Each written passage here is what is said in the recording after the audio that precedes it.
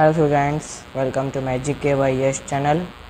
तो इस चैनल में मैं आपको यूपीएससी का सिलेबस है उसे समझाऊंगा। वो कैसे आएंगे, उसका क्या पैटर्न है, वो आपको इस वीडियो में आज पता चल जाएगा। तो सबसे पहला पेपर होता है प्रीलिम्स का पेपर। सबसे पहला पेपर, इस पेपर में आपको GS1 और GS2 दो पेपर देने पड़ते हैं और GS2 CSAT का पेपर देना पड़ता है। इसमें ये होता है, अगर आपने ये पेपर क्लियर कर लिया तो फिर तब आपका ये पेपर चेक होएगा। जैसे आपने ये पेपर क्लियर कर लिया, आपका ये हो गया है, ये आपने क्लियर कर लिया, ये आपका इसमें पास हो गया, फिर आपके अच्छे नंबर आ गए, तो फिर आपका तब आपका GS1 पेपर चेक होएगा और ये एक पेपर 200 नंबर का होएगा। समझ गए? 200 नंबर का एक पेपर, जैसे ये 200 नंबर का तो ये 200 नंबर का होगा। तो ऐसे दो पेपर रहेंगे और ये दोनों 200 नंबर के होंगे। अब आते हैं मेन एग्ज़ाम पर, यूपीएससी का मेन एग्ज़ाम। उसमें सबसे पहले आपको ऐसे लिखना पड़ेगा। सबसे पहले आपको इसमें ऐसे लिखना पड़ेगा। उसमें आपको कोई टॉपिक दे देंगे, उस पर आपको अपने आप से वर्ड्स बनाकर ऐसे लिखना होगा। ये आपको 250 नंबर में मिलेगा, मतलब ये आपको 250 नंबर का मिलेगा। ये एक ऐसे 250 नंबर, तो इसका मतलब आपको 250 से 250 से 300 वर्ड लिखने पड़ेंगे आपको इसमें, तब आप ये क्लियर कर सकते हो। इसमें आपको अपने ग्रामेटिकल मिस्टेक्स के बारे में भी ध्यान देना पड़ेगा, क्योंकि ज़्यादातर ग्रामेटिकल मिस्टेक्स ही होती हैं। वैसे आप वर्ड्स बना लेते हैं, हमें पता है, पर इसमें ज़्यादातर इसमें ही मिस्टेक्स होते हैं, ग्रामेटिकल में। तो अब अगला पेपर आएगा English language, Indian language paper.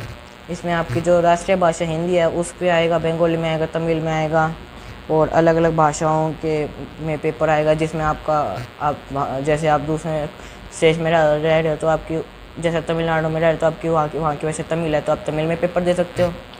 अगर आप हरियाणा में रहते हो तो आप हिंदी का पेपर, या दूसरे उसमें रहते हो हिंदी का पेपर दे सकते हो हिंदी में। तो इंडियन लैंग्वेज का ये आपका 300 नंबर का आएगा टोटल। ये आपका 300 नंबर में आएगा एक पेपर इंडियन लैंग्वेज पेपर में। अब अगला आता है इंग्लिश लैंग्वेज पेपर। इसमें सारा का सारा इंग्लिश में पेपर आएगा। इसमें बस आपको समझना है वो क्या है, क्या लिखा है, और आपको उसमें आंसर लिखना है। ये भी आपका 300 नंबर में आएगा। ये भी आपका 300 नंबर में आएगा। ये भी 300 नंबर में और ये भी 300 नंबर में आएगा।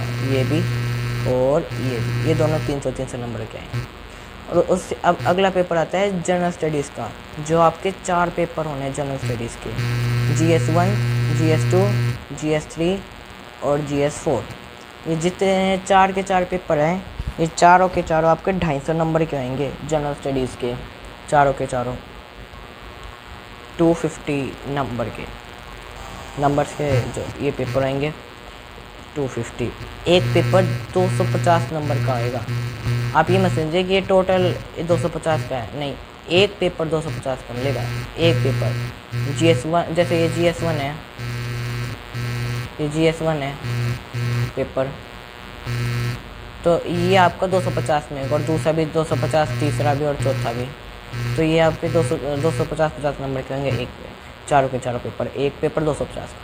तो उसके बाद आता है हमारा ऑप्शनल टाइप पेपर, मतलब ऑप्शनल पेपर। उसके 2 पेपर होने हैं, जो उसमें आपने जो सब्जेक्ट ले रखे हैं, जैसे कोई भी सब्जेक्ट ले लो, जैसे ज्योग्राफी और मैथ्स है, जो उसी के टाइप्स के आपके क्वेश्चन आएंगे और आपको उसे सॉल्व करना पड़ेगा।